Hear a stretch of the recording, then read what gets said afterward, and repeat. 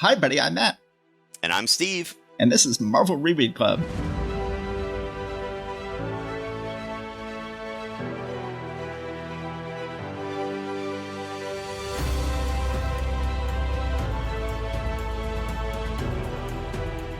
Hi, everybody. Welcome back to Marvel Reread Club, and welcome back to our special guest, Rob Salkowitz. Rob Salkowitz, a comic book writer and, I guess, editor, should I say editor, for Forbes magazine. Welcome back. As we've explained before, people should be listening to these episodes forward in order, so they should have already met you last episode, but there are some terrible people who listen to things backward in order. Do you want to briefly reintroduce yourself, Rob? Sure. So I'm Rob Salkowitz. I write about comics for Forbes, ICB2, and Publishers Weekly. I teach about comics at the University of Washington. I've written a book on Comic-Con called Comic-Con and the Business of Pop Culture. So now I'm the guy who wrote a book about Comic-Con. I do loads of panels and other gimmicky stuff around comics. And I'm a longtime fan and love all this old stuff. So very much enjoy these conversations.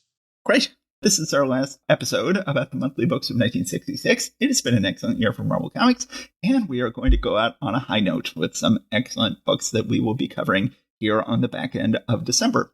Let's go ahead and jump back in with Fantastic Four, number 57, Enter Doctor Doom. People may have noted my bad math in our last episode, where I talked about how the run of Fantastic Four from issue 44 to issue 60 was a great 16-issue run. If you check my math, you will realize that it's actually a 17-issue run. And we are in the middle of this massive, excellent 17-issue storyline that has combined 4 different plot elements. Has combined the Frightful Four with Galactus and Silver Surfer, the Inhumans with Black Panther, and with also the discovery of subspace / the negative zone. All of these plot elements combining into this one massive 17-issue storyline. Well, here we get the final piece of the puzzle, which is Doctor Doom is inserting himself into the story. And hoo boy, it is wonderful. This is the one thing this storyline was missing, and it is great. But first, we surprisingly jump back to the Frightful Four portion of the storyline. We saw last issue that Doctor Doom had set his sights on the Silver Surfer, but the Fantastic Four don't know that, and they are meanwhile keeping busy because they are called to a prison break where the Sandman and the Wizard are trying to bust out of jail. And we have never gotten to see something delightful here, Sinnot's Sandman. The last time we saw Sandman, it was still Clyda on X. And here we get to see Sinnot's Sandman, and it is delightful. It is sandy. This is the sandiest Sandman we have ever seen. And the tactile sense of the Sandman is just amazing. Panoramically produced by Stan Lee and Jack Kirby.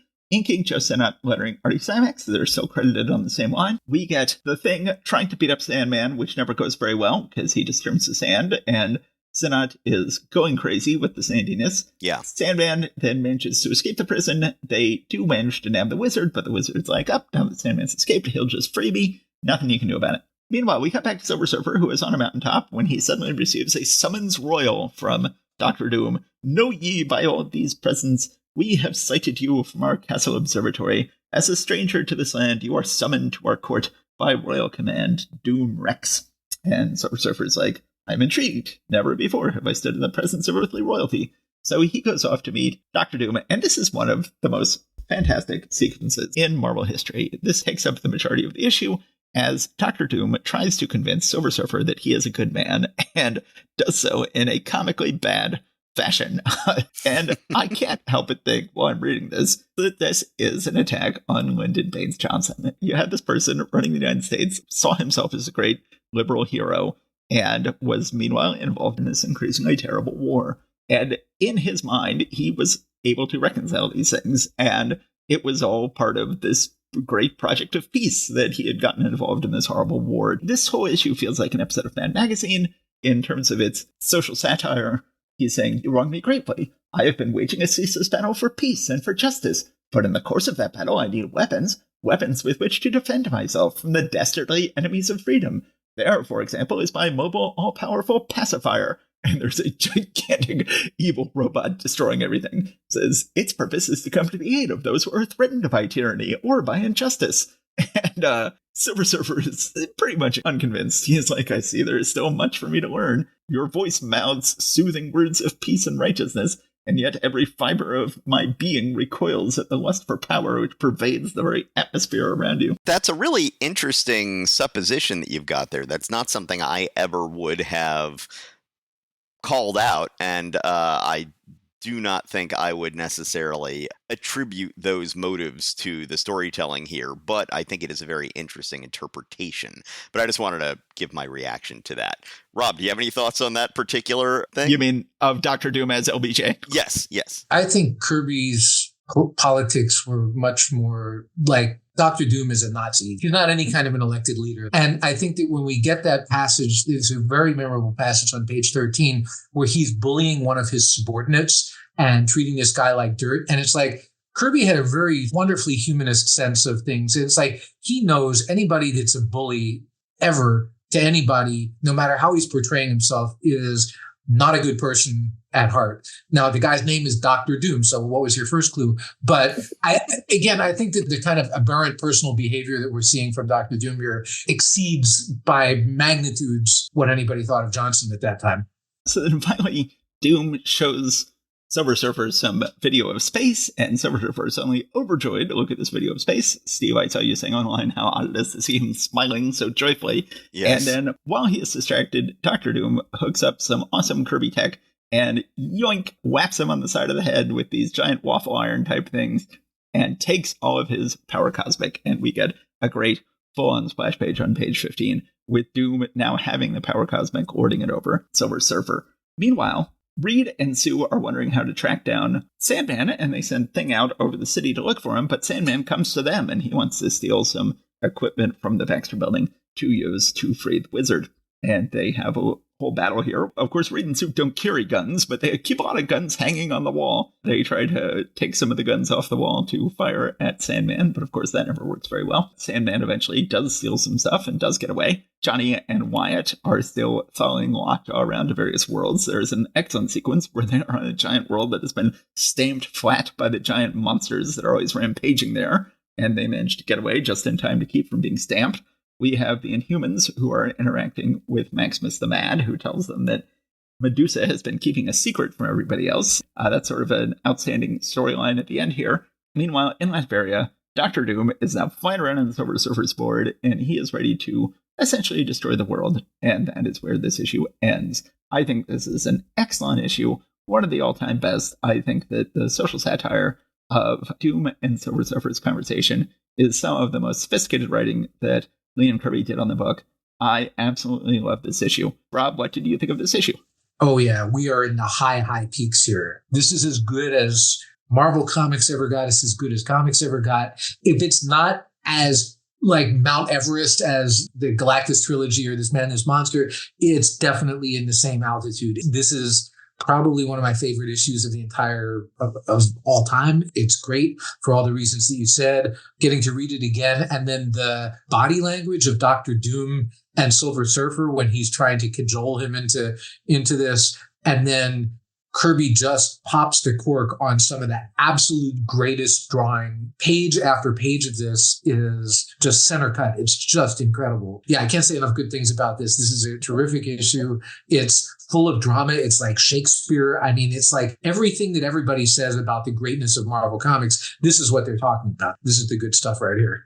Yeah, it's the filet mignon of of Silver Age Marvel Comics, if nothing else. And it came out the same month as that crappy X-Men. You know, it's like it's amazing. You could be all the way up here, and then you could get a book that, like, you know, Charlton would be embarrassed of that comes out the same month. Even at the absolute pinnacle, there were still a few bumps in the road there. It's very, very interesting. Oh, yeah. Yes. Yeah. I don't know if I agree with the whole social satire being an LBJ thing, but I do just love the social satire of the tyrant who is able to write themselves a narrative where they are actually the good guys and the ones who are oppressed and who are the friends of the oppressed, even though they are clearly not. And I'm not going to draw a single parallel to anything else. So, so the splash page where Dr. Doom has just taken the power cosmic and is surrounded by Kirby Crackle. I mean, it's just amazing. It's hard to remember that Kirby Crackle did not exist for the first 4 years of Marvel Comics. It was invented shortly before Galactus Silver Surfer, and then Kirby can't go 3 pages without Kirby Crackle now. Why would you not put this image on the cover? This is the best non-cover image, seriously, of anything that I can think of in Fantastic Four or Thor or anything. It's like, it's dramatic, it's just great. Yeah.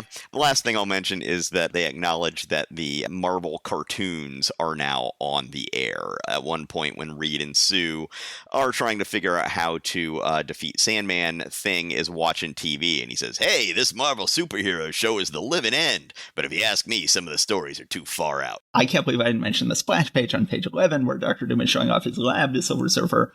Absolutely incredible. Just amazing. Kirby knows he can easily get a whole page out of just Kirby tech at any time and delight us with it. I do think that Kirby perhaps is really enjoying having co-equal credit with Stan now. And I think that Kirby, who has been absolutely killing it on Thor and Fantastic Four and doing a really good job with Captain America as well for the last several months, I think maybe now that he is getting essentially credited as writer, he is really loving it.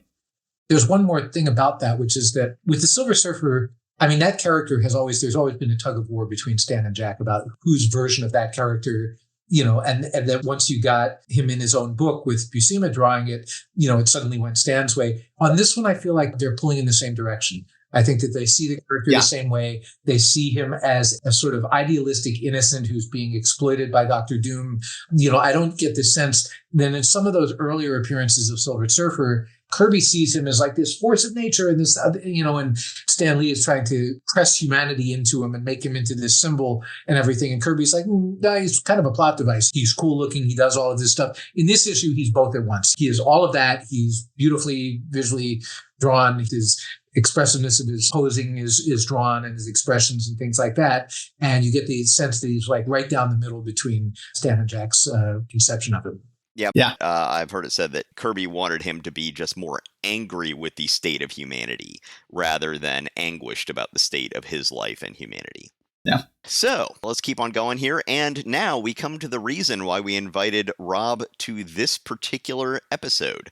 Strange Tales, number 151, Nick Fury, Agent of S.H.I.E.L.D., and Doctor Strange, The Moment of Overkill. We see a signature in the bottom left-hand corner of this cover, Kirby/Steranko. And it looks to me like Steranko is the one who wrote Kirby's name there. Yeah. So, Jim Steranko, this is a monumental person in the history of, well, particularly of Nick Fury, Agent of S.H.I.E.L.D., but of Marvel Comics in general, and you could argue for all of comics. Now, I had a conversation with him recently, and I will be talking about some of the claims that he has made, and I will not make any comments on them. You guys can feel free to comment as you wish. But, Rob, why don't you tell us something about why you wanted to come here for Steranko's introduction? So we can see that in this era of Marvel, that Marvel is running hot. They've just lost Ditko and Wood and a couple of other people, and they're trying out a bunch of different artists, some of whom work out and some of whom don't. We look back and we say Steranko in great big capital letters, but always seeing where these guys got started and how they developed into that. Because, I mean, when you look at Steranko, he did 18 issues of Strange Tales and then Nick Fury in his own book. The actual number of comics that he did is remarkably small, 30 books or less that he actually drew. And he has this enormous impact on it. So I have always remembered this book as kind of I was like, okay, this is interesting. And now looking at it, you can see actually huge chunks of fully formed Steranko already here, even though he's just, going over Kirby's layouts. He's just finding his feet, but you're really seeing this guy come, out of nowhere. He was doing like Archie covers or like very incidental, small time stuff before this. And then here he is on arguably like the most minor superhero adjacent Marvel title. And all of a sudden, within a couple of months, he's a co-superstar along with Kirby, which is saying quite a bit. Right now he is finished penciling and inking the book, starting with this issue. Soon he will be fully penciling the book, inking the book, plotting the book, scripting the book, and even coloring the book. He will be the uncredited colorist of the book. So he is beginning an upward trajectory with this issue to become one of Marvel's few true auteurs, credited on the page auteurs, I should say. in terms of actually getting full writing credit. I would relate this also to a recent experience that I've had. So I had a period where I was not reading comics a whole lot, like say between 1985-ish or 1983 even, and like 1998. I wasn't going to a comic store. So I missed a lot of stuff that happened in the late 80s and early 90s. And by the time I got there were all of these image guys that were out there, and they were very polarizing, and everybody had opinions, particularly about Rob Liefeld, whose work at the time that I saw it, and everybody was telling me, oh, this is terrible, this is terrible. And at some point, first of all, I've actually become on cordial personal relationship with Rob Liefeld. Whatever you can say about him, the guy is a genuine comics fan. So I thought I owe it to myself to go back and find out, how did he get started? So I was reading a lot of the early issues of New Mutants when he first came in. And I do not compare Steranko and Rob Liefeld aesthetically, but I would say that their impact and the speed with which they remade Marvel in their image is comparable. That if you look at the early issues of those books and how he sort of found this style that was like bits and pieces of other stuff, and about 5 or 6 issues in, it's like, here's Rob Liefeld, love him or hate him, but this is what you're getting, and this is what's selling millions and millions of comics. You would have to go back to Steranko to find an example of somebody that had that coming out of nowhere quality to it. Okay. So there's a million things we could say about Steranko here. I'm tempted to just read his entire Wikipedia page, which is absolutely fascinating. He was a boxer. He was a fencer who studied under various sword masters. He was playing rock and roll gigs with people who had played with great rock and rollers every night. He was a magician. He was an escape artist. Kirby supposedly based Mr. Miracle on Steranko. He was a fire eater. And Steranko and another teenage boy were arrested for a string of burglaries and car thefts in Pennsylvania. So he was also a burglar and a car thief. He is, without a doubt, the coolest person to have ever drawn a comic book and written a comic book and colored a comic book. He is comics' ultimate bad boy, comics' ultimate cool cat.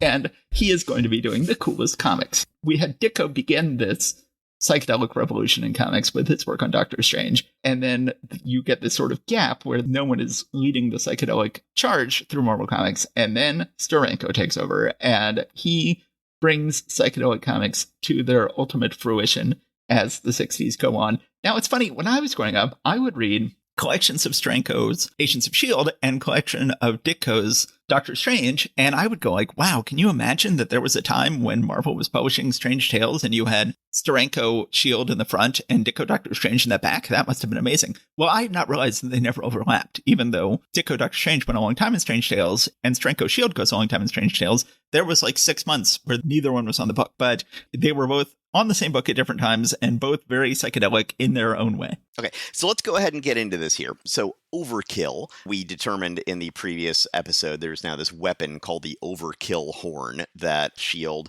developed just to prove that it could be developed, and now they assume that S.H.I.E.L.D.'s enemies now must have this same weapon.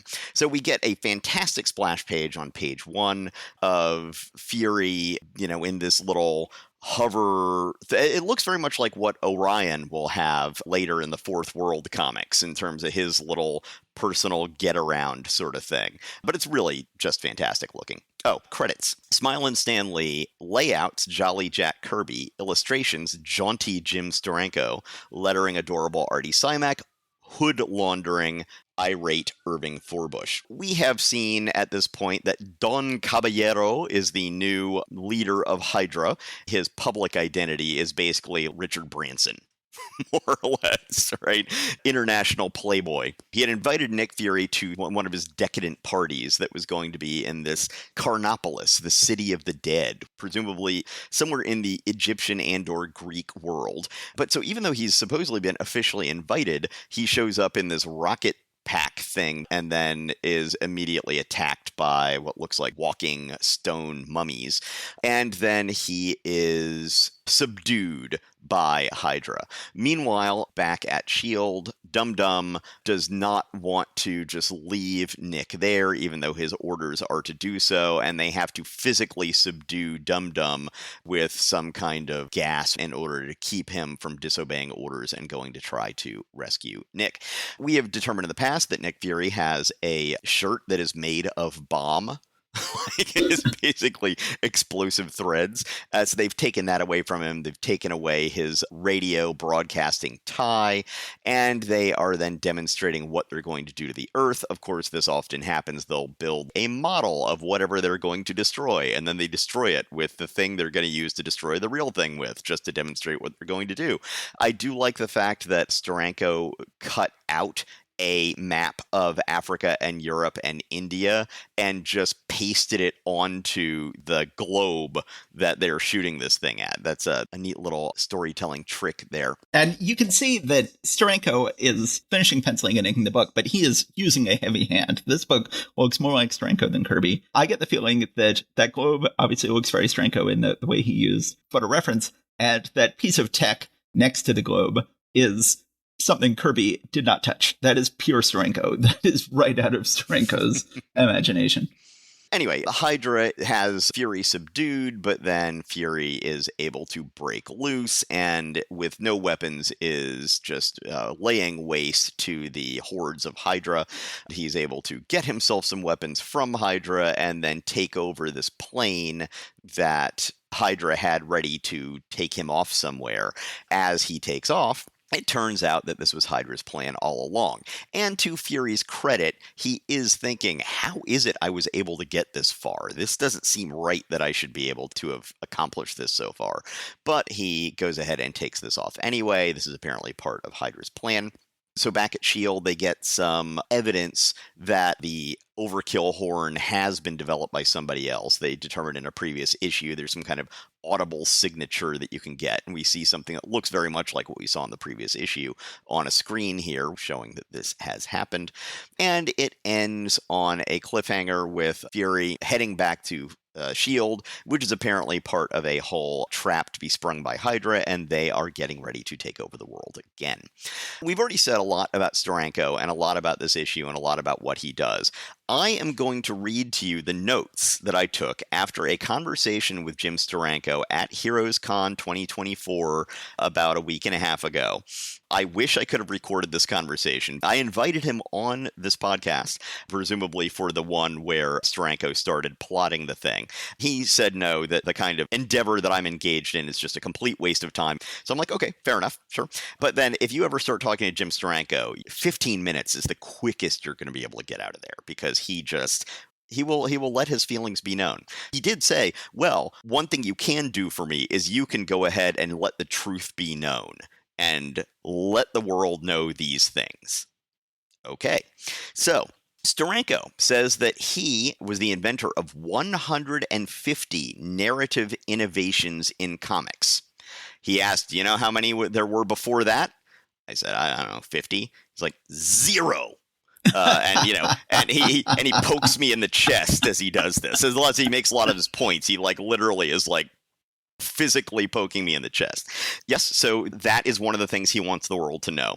He says his work seems fresh because many of those 150 narrative innovations have not yet been discovered. So he knows about what he invented there, but it's still just there as a subtle thing that we see that makes his work that much greater, but no one else has learned to imitate it. So therefore, his work still seems fresh. Now, Rob, you were saying that he drew something less than 30 issues for Marvel.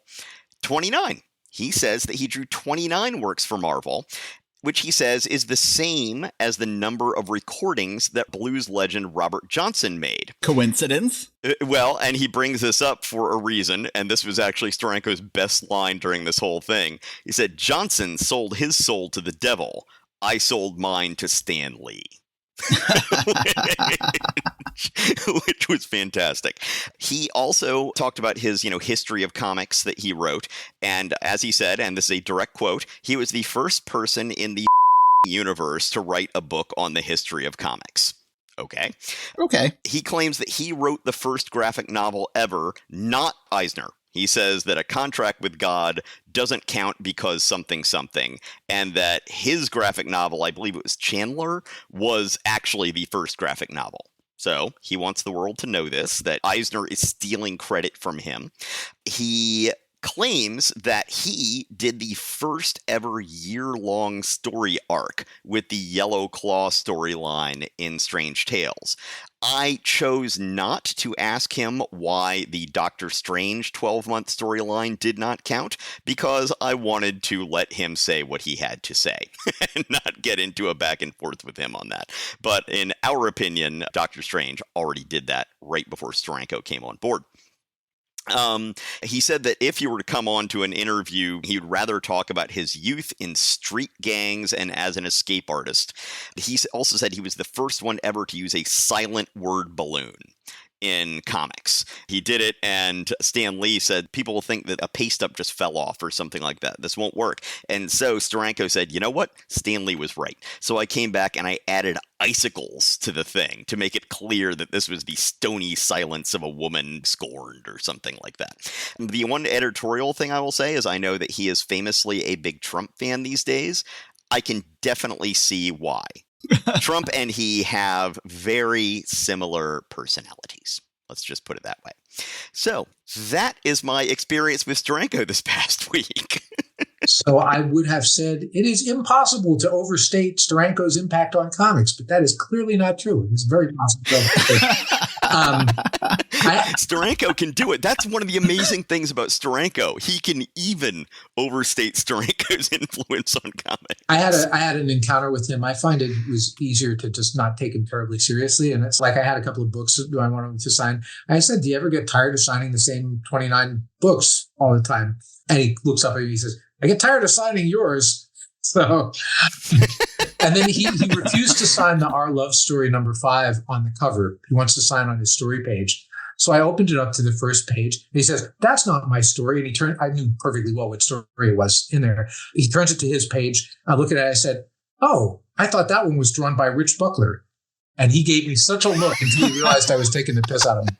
But the thing is, in this particular Nick Fury story, he doesn't have a whole lot of runway because it's already been laid out by Kirby. The story is what the story is. He's not writing it yet. So the places that he has to drop in his little touches are on like that big panel on the top of page 3 where Fury is walking through the Roman ruins and all of the faces and all of the detail that's in those ruins. And all of these other places with the machinery, like he has this very interesting touch where he'll shade the main part of the thing and then he'll leave like a crevice or a notch in it so it breaks up the black. And Kirby does this a little bit, but Steranko really, like, this is part of the rhythm of his visual storytelling.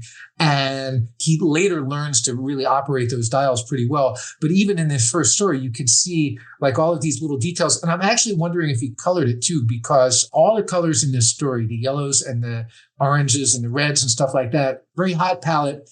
And then he tones it down with these desaturated grays and very light purples and stuff like that. There is a real dynamic to the look of this story.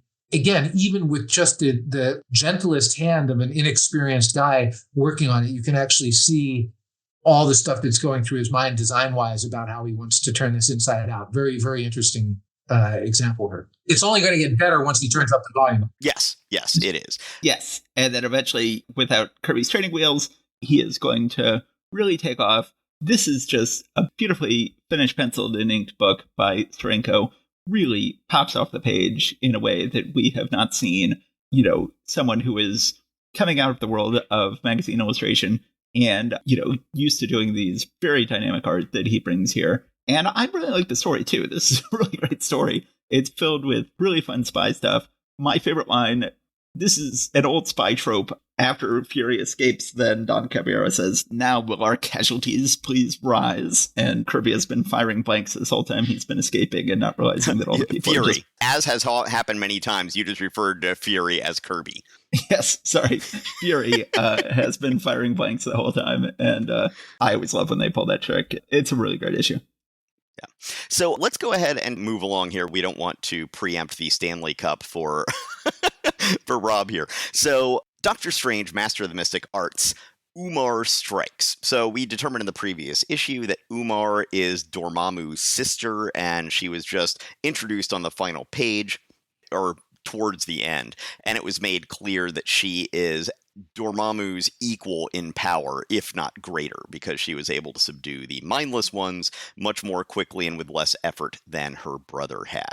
This story is really kind of odd. It's, for the most part, just a recap of that whole 12-month storyline that we were talking about earlier, which apparently didn't happen, according to Steranko. She is just going through and seeing how the heck did my powerful brother get defeated, and is watching all of his bad decisions. And then she finally figures out that, oh, okay, well, Doctor Strange is clearly my enemy, and then this woman Clea is clearly important to him, so that's now how I'm going to proceed in order to reclaim the power that is my birthright, because, that was my brother. We do see a little bit more of the unfortunate fleshing out of the relationship between Doctor Strange and Wong. We had seen Wong just very briefly in one of the early Doctor Strange stories. He hadn't been given a name. He was just the guy who would just open the door, and he just seemed like sort of a low-level servant. But at this point, Doctor Strange really is kind of abusing him, and he really is acting like much more of a stereotype of an Asian colonial servant here. So Wong comes into Doctor Strange and he says, "May the Master forgive this most unseemly intrusion. If it is your desire to have yon sanctum repaired, I must needs proffer worldly money to those I would summon." And Strange says, "Money? You speak to me of such a trifle when I am engaged in reverie?" Wong that says, "1,000 pardons from this unworthy servitor." So this is a little unfortunate. And then Doctor Strange, we find out that he is a counterfeiter. He says, "Oh, well, you need money for this stuff? Fine. Here, magic. There's a big pile of money. Grab whatever you need, and then don't bother me about money anymore." I'm like, hey, Doctor Strange, could I be your friend? Could you do that for me? Anyway. We should say this will never happen again. He will worry about money in future issues, and he seems to think better of creating money out of thin air. We should say that Stan Lee is back on script this issue. Script by Stan Lee, Defender of the Faith. Art by Bill Everett, Keeper of the Flame. Lettering by Artie Simek, Printer of the Word. So Everett presumably still taking most of the lead on writing as penciler and inker, and presumably co-potter. But it's interesting to have Stan Lee back on scripting and presumably some of the plotting. Yes, thank you. I forgot to read the credits. So, yes, and it turns out that Doctor Strange is like, look, I can just use my magic to fix everything. We don't need to pay anybody for anything. Leave me alone with this stupid stuff. So, in the end, Umar is able to summon Clea out into the void between dimensions or something like that. And it really is a fantastic panel. Page 9, the texture on that moon on the left is just luscious. It's fantastic. And I really like sort of the storytelling device. Let's say we might refer to it as a narrative innovation that is down on page 9 in the final two panels, where Umar is beaming an image of the distressed Clea to Doctor Strange, and she's beaming it from one panel to another with her head kind of in between the two panels, and it is quite nice. Then this brings Doctor Strange into that same void, even though Clea does not seem to be there right now. Next, into the dimension of death. Yeah, Will Everett has, as you were saying on the last Doctor Strange story, Matt, has kind of found his voice when it comes to the Doctor Strange psychedelic stuff, and I like it. It's a little more golden agey and not the same kind of psychedelic as Ditko, but he's pulling it off well. So yeah, this is an odd story, and then 2/3 of it is just a recap of the story we've already seen. But it has been a long story, so maybe a recap is due for new readers. Rob, what do you think of this? So, the band, The Velvet Underground, Yeah. Mm-hmm. After Lou Reed left, they recorded another album. And the guy who's singing is trying to sound like Lou Reed, and the music is Lou Reed, but there's something very important missing from it. And that's kind of post-Ditko Doctor Strange. And this particular story was definitely a placeholder. I think Everett is better channeling Ditko quirks here than a lot of other people are channeling Kirby quirks. This is a better Ditko pastiche than than Werner Roth is a Kirby pastiche, let's say. It's a tall order. It's big shoes to fill. It's all of that stuff. Doctor Strange is going to get a little bit better once Marie Severin comes on, and there are slightly better things to come for Doctor Strange, in my opinion. But we're really in an interregnum here. So it's a good thing that they've got this nuclear reactor firing up at the beginning of the book, because what was powering Strange Tales for the last 50 issues is not here anymore. Yeah. Let me see if there's anything else I had to say about Doctor Strange. Umar is now in red. Last issue she was in green. I preferred the green. She looks more like a Dragon Lady knockoff when she's wearing red.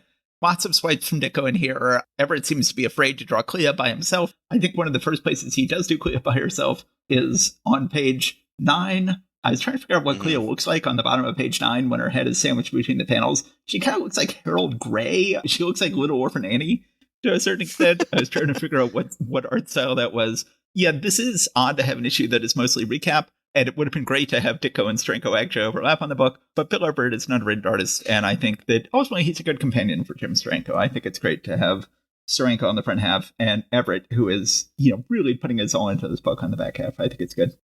So, Matt, tell us some Tales of Suspense.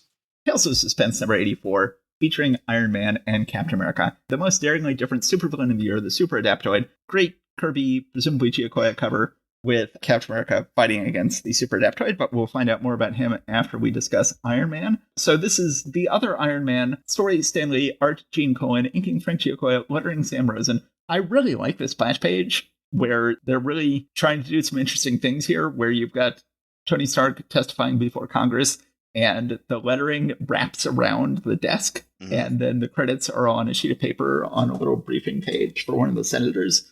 Really feels very late 60s, very cool, sort of ambitious. Tony Stark is testifying to Congress when suddenly he has a heart attack and keels over. They open up his shirt, and for the first time ever, someone discovers that he always has a metal plate on under his shirt. Thankfully, it's not red and gold, it's just iron colored, so they don't immediately figure it out, but come on, people, figure it out. Which I've never seen before. I don't think we've ever seen that he has anything other than the Iron Man style thing to wear under his shirt, right? Yeah, I think he was clever enough to figure out this may happen, and he better put on something iron colored. Unfortunately, so Rob, we've had a lot of criticism of John Heck on this podcast, but one of the things I talked about last issue that I preferred, generally, I think Colan has been a better penciler in this book than Heck, but one of the big exceptions to that is Happy Hogan. Heck co-created Happy Hogan and really enjoyed drawing him as this sort of puck-ugly ex-boxer with cauliflower ears and, faced with a lot of character to it.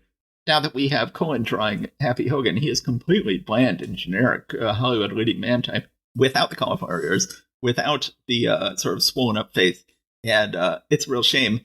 Pepper and Happy rush off to the hospital where Tony is recuperating. Tony had decided to go ahead and admit that he was Iron Man, which, why not? As they proved in the first movie, he really doesn't need a secret identity. But now he has changed his mind. And then Happy, who of course has figured out that Tony Stark is Iron Man, even though he never actually has a confrontation with Tony where he says, I know you're Iron Man, he then figures out where Iron Man keeps his armor. There's a big newspaper story. You would think there would be more of these stories in the Marvel Universe. There's a story that says, survey shows that Stark and Iron Man never seen at the same time together, which, given that Iron Man is supposedly Tony Stark's bodyguard, and bodyguards and the people who hire them are generally in the same room at the same time, you would think people would have noticed a long time ago, like, this is a very odd bodyguard relationship in that we have never seen them in the same room at the same time. Well, people have finally figured it out.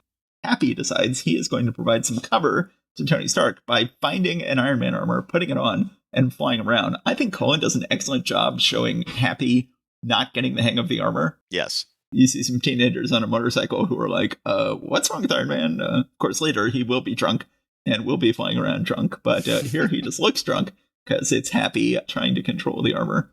Happy then goes to Tony and it's like, hey, I flew in as Iron Man for you to help protect your secret identity, which I guess is his way of saying, by the way, I know your secret identity. And then, wouldn't you know it, the Mandarin decides to kidnap Iron Man, sees him sitting there, says like, okay, clearly Happy Hogan is Iron Man. I will kidnap him, and kidnaps Happy Hogan in the armor, leaving Iron Man behind, who says, injured, hurt or not, the only man who can save him is going to do it, even if I must give up my own life in the attempt. And that is where the issue ends. I think this is a fun issue. I'm glad we finally have him testifying before Congress. I think a heart attack was a nice dramatic way to handle that storyline. I am glad that someone in the Marvel Universe has finally figured out that two people are never in the same room at the same time. And I think that having Happy Hogan come up with a clever solution to that is fun. And it's always fun to have the Mandarin back. I like this issue. Rob, what do you think of this issue? So Iron Man has never been one of my favorite characters, Silver Age or otherwise. But this era of Iron Man, this shows that you can go from being less successful and by really sophisticated artwork and good storytelling, just elevating it. I think all the stuff that you said about the subtleties of the story here are really interesting. And as with Daredevil, I'm just blown away with how head and shoulders better Gene Colan is than the average run of Marvel artists at this moment. And this story, it looks like Gene is taking his cues from like really well done comic strip art, like the soap operas, like Heart of Juliet Jones or, like Stan Drake and guys like that who are really good illustrators and know how to put a scene together. And then if it wasn't for Neil Adams coming around at the same time doing the same stuff, we'd be talking about Gene Colan as having brought that in. Like, this is a really cinematic, mature, sophisticated, well-paced story with like some real human beats in it. All of the shot selections here is like every panel is well chosen, and like there's, again, it's like if you had told me this story was from the early to mid 70s or something like that, it feels a little ahead of its time for a Silver Age story. That even though Iron Man happens to be in it and is doing the usual boring Iron Man stuff, you're going to get your action quotient in the next part of the book. So this is really good. It makes me want to revisit this era of Iron Man, which I never paid too much attention to. Yeah. All right. The only thing I had to say about this is when Tony Stark has the heart attack, he thinks to himself, my chest, that sharp, sudden pain, it's my injured heart. The strain, the tension is too much for me.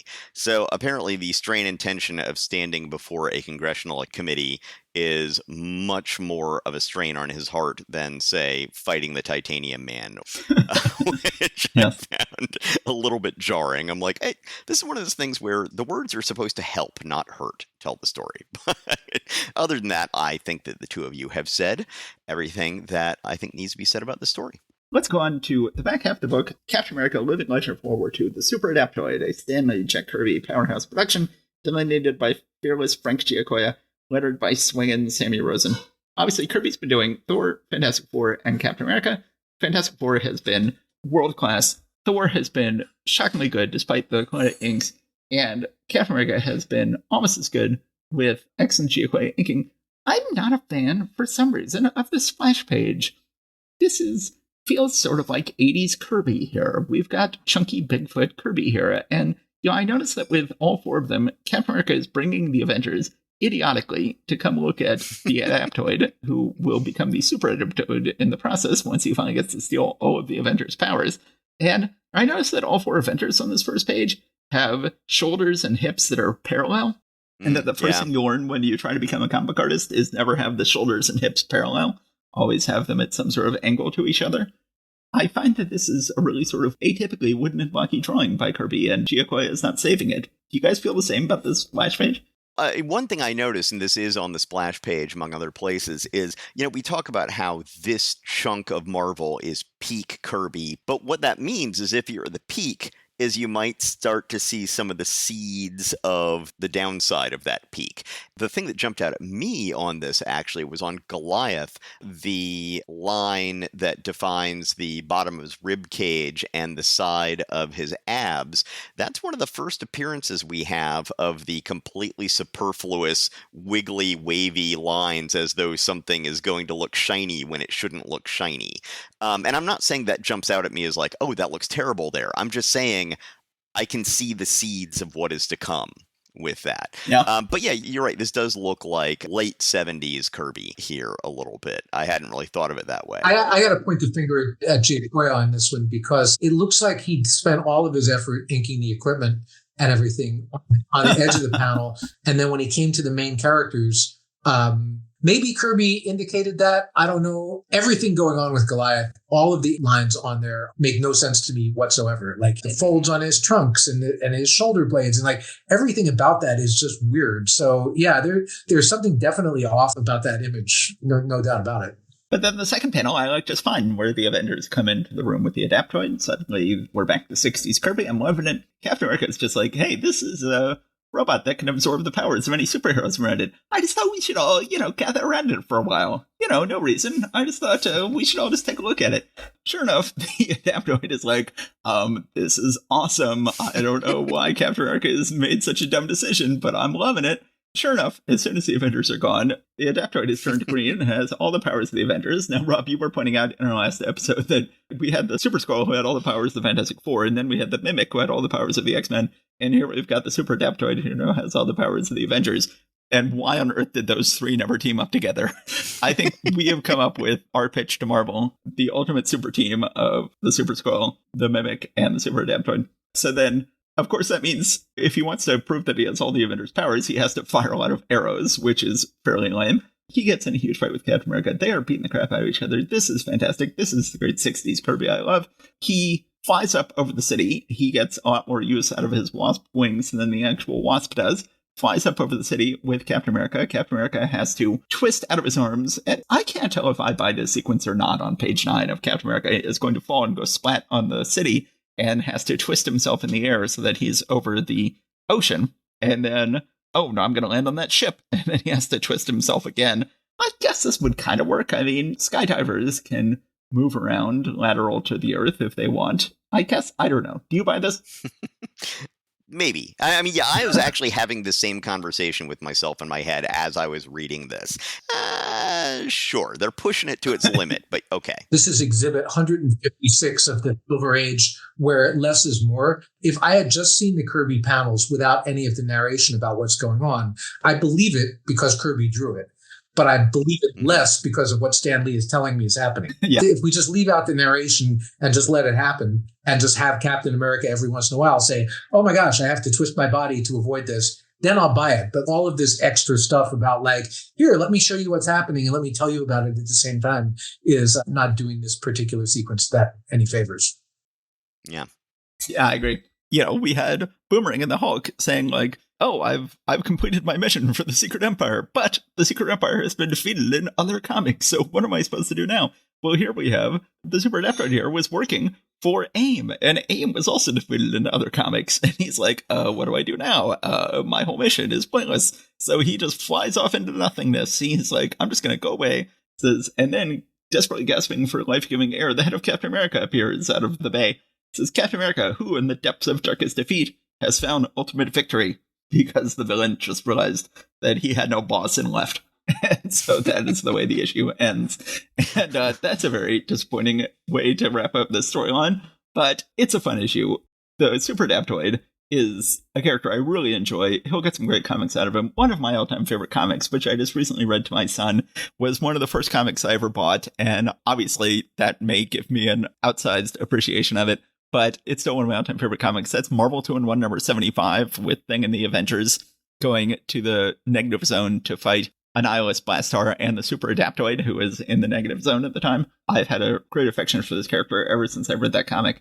I'm going to vote yay on this comic. What do you guys say? Yeah, these Captain America's Kirby ones are just great start to finish because they're undemanding, let's say. To continue the musical metaphor, when I think of Fantastic Four, that's Kirby like stadium rock with the full band and all the special effects. And Thor is like Kirby in his basement studio working out the licks, and it's like all of the great ideas, but like a little less finished. This is Kirby like at the after hours club with a pickup band doing a 20-minute drum solo because he feels like it. It's just for the pure joy of drawing these pages and these action sequences and this crazy stuff happening. And I'm sure Stan Lee is getting these pages and just like grafting whatever story he feels like, as he said, filling in the crossword puzzle dialogue. I just wish there wasn't so much of it because you could definitely appreciate the art and the panels and the layout. But this is just pure storytelling, high octane. And again, this is peak Kirby, 1927 Babe Ruth, where he can do no wrong. So even the most minor thing in here is terrific. Yes. I'm loving it. Yeah. So just a couple notes. Now I know we need to move on because we're in later than we thought. When the Avengers are all standing around the motionless Adaptoid, Hawkeye says he almost fought the Tumbler to a standstill before. So he's got to be someone to reckon with. Like, no, that's not how that works, Hawkeye. That's no. Page 5. colossal Kirby slam bang fist fight action. It's just so good. And really gorgeously inked by Giacoya. That's a really beautiful Yes. Giacoya page, too. It very much is. And then the final thing is just, I always find it a little hard to buy when Captain America floats with his chainmail. Just, I'm always like, it's chainmail. Come on, that doesn't. But yes, fantastic issue overall. And I'm going to leave you, but before I do, it's good that we're leaving on this note because I have almost nothing to say about the Avengers issue. It's the Avengers is soon to get better, but it's not better yet. This era of the Avengers is plodding along, and you guys have fun with it. Okay, well, Rob, thank you so much for coming on. This was fantastic. It was great to get your perspective on all these books, especially Steranko Shield, which I know you were excited to talk about. This has been fantastic. Thanks so much for coming on. It's always a pleasure. Yeah, thanks. And you're welcome back anytime. I don't know if you'd want to come back for when Steranko starts writing the book or something like that. But one way or the other, I'm sure we will have you on again in the future. You are now officially a friend of the pod. Adam's X-Men. Put a pin on that one. X-Men 57, 58, something like that. There we go. There you go. That'd be great. Duly noted. Thanks a lot, and we will say goodbye. Okay, thanks. All right, take Bye, care. Rob. Betsy just passed me a note asking when I'd be done. I don't know if that's because dinner is ready to be served. Why don't we do Avengers tomorrow? I was just thinking we could wrap it up in 5 minutes. Okay. We can do it in 5 minutes if you want. I'll do my best. Okay, so This let's is go you. ahead. You can't do a Yes. book in 5 minutes. I could do a book in 5 minutes. You can't do a book in 5 minutes. Okay, it's 7:34. I say I'll get it done by 7:40. Let's see. The Avengers, number 35. The Light That Failed. Don't dare miss the big change in Goliath. One thing I note about the cover is it's clearly a Don Heck cover, but Captain America is clearly a Kirby paste-up. Yeah. Cap and Hawkeye are trapped behind some laser beams. I know that you said that there was going to be some sort of no prize moment here about those laser beams. I did not catch it personally. You did not catch it. You did not catch it. This is one of the most infamous moments in Marvel history. It disintegrated. Right. Okay. They disintegrate Cap's shield. Cap's like, maybe I can use my shield to escape from these lasers. But as the red, white, and blue clad Avenger attempts to hurl his mangled shield at a nearby control panel, it disintegrated just as if it were made of paper mache instead of metal. And so Cap's shield has been disintegrated, and neither Cap nor Hawkeye is like, well, that's a big deal. They're both just like, oh, well, another day, another shield. So I've lost another one. And then later in the book, Cap has his shield again without anybody remarking, like, Cap, you've got another shield. So Roy Thomas good point. is writing Captain America for the first time here. This is his first issue of the Avengers, and he thinks that Captain America just has a whole warehouse full of shields and just uses them up on a daily basis. Yeah, they were saying something about a special coating on it that he was hoping would protect it. Anyway, it's not yet adamantium. Goliath, meanwhile, is trying to follow the distress signal that the Wasp has been sending out. The living laser is flying around. Once again, I know you often complain about people flying that shouldn't be flying. The living laser is kind of like that, but he also just looks wrong on page 3 when he's flying. If you're going to have the living laser fly, you got to do something else with him. Goliath comes in. We have some weird foreshortening in this whole issue here, including the cover, including panel 1 on page 4, but Goliath is able to rescue Captain America and Hawkeye from the lasers. Then they go off to find and rescue Jan, who, of course, the living laser now has a crush on and is trying to prove to her that he's some big important guy, and so she should fall in love with him because that's how women work, apparently. Now, this I find really interesting. These two guys from some Latin American nation are hiring the living laser to help overthrow the existing government, and they're saying, it's agreed, you will help our rebel forces wrest control of strife-torn Costa Verde from its present dictator and turn it over to us, performing a great service for democracy. And the living laser says, democracy? Don't attempt to lie to me, you ignorant clown. To help your forces gain the victory in Costa Verde is merely to exchange one dictator for 2. And that really just seems like, that is a critique of American foreign policy of Latin America going back a century at this point and Yes. going forward another nearly century, which I'm not quite used to quite such a caustic critique of American foreign policy there as we got in that particular case. So the living laser helps take over this country, and of course he's not going to turn it back over to these guys, and these guys aren't going to leave him in charge. So one of them's going to be killing the other one at some point in the near future. The Avengers find out, it looks like through a newspaper, or at least it appears to be, that this thing's going on in Costa Verde, so they go down to check it out. They attack the palace. Once again, poor storytelling and art. Page 11, really terrible figure of Captain America in panel 1. Panel 2, it looks like his metacarpals or whatever have been stretched out to like 4 times their natural length. We get some really cramped panels of Hawkeye notching his bow and sending a blast arrow somewhere. Anyway, the Avengers are able to defeat these rebels and not after some various stuff. Once again, poor storytelling for many of them. But in the end, Goliath, who has been chained up, is able to finally use his shrinking power once again without killing himself because willpower, I guess. Or I guess the work that he and Bill Foster have been doing, I guess, has worked. Anyway, the living laser and the rebels finally turn on each other. Then eventually the good guys, I guess the third way, comes out and says, hey, thanks for freeing us from both of the dictators. Then at the end, it just leaves us with, we see that Hawkeye is having things thrown at him by Black Widow because she thinks that he went on a Caribbean vacation without her. And totally out of character for her. Yes. Even though we now have Roy Thomas taking over the book, she's acting like, a sort of flighty Stanley party all the time heroine, which has not ever been Black Widow's personality. No. And never Terrible will panel. be in the future either.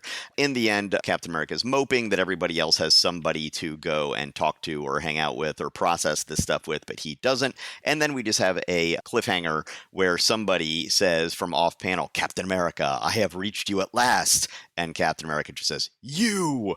And that's it. So that is going to pay off sometime. Hey, 740. What did I say? You did a good job. Thank you. Give me a cookie. All right. Let me say a few things about the issue. Sure. So Thomas is going to begin a very long run of the book that will have some great comics in it, but not until Heck leaves. I've talked before about the paradox where Thomas we think of as being less of a Marvel Method guy than Lee, but he's even more artist-dependent than Lee. So clearly he must be doing some Marvel Method here because Thomas just can't write well without a great artist. And you put a John Buscema on Avengers or Neil Adams on X-Men with Roy Thomas, and he suddenly becomes a great writer. But with weaker pencilers like Don Heck or Werner Roth, he just isn't. And this is a weak issue, and you would not guess how good Thomas is going to be on this book. It's unclear if the living lasers are closer to like Cyclops' concussive blasts, or if they're more like scalpel blades, and whether they'll just shoot right through you if they hit you or not. Which I wish they were like Cyclops' concussive blasts, because then you could get more stories out of the guy. Otherwise, he has to miss you every single time, or else he would just slice you apart, which I don't like as much. This is our second book in a row that we're reading in which Captain America makes a dubiously long fall into water, but that's something he's really good at. I am really tired of Heck's machinery. Kirby is such a master of machinery. Heck is such a non-master of machinery. Oh my god, the living laser's laser on page 14 in the middle of the page. Heck the penciler is doing terrible work. Heck the inker is doing even worse work. That is just the world's lamest laser.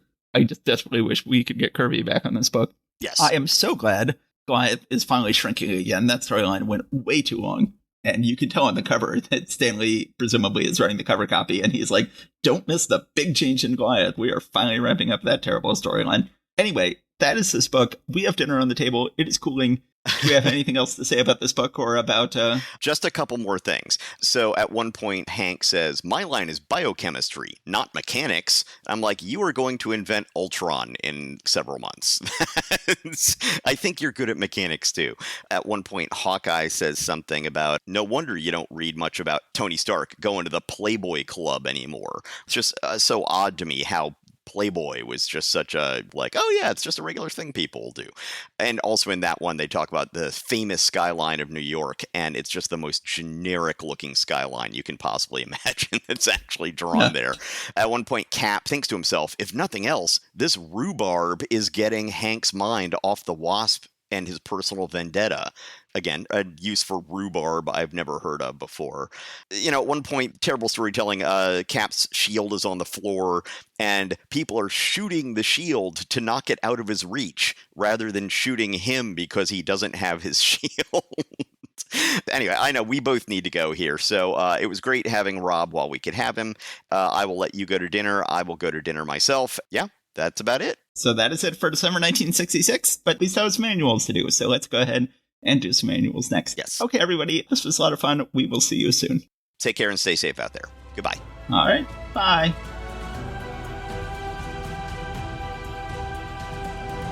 Thanks for listening to Marvel Reread Club. Please subscribe to us wherever you get your podcasts. Your reviews and ratings are a great help and always appreciated. We love hearing from you. Go to marvelrereadclub.com to find notes and join the discussion about this episode. We're also on Facebook and Instagram. See you next time.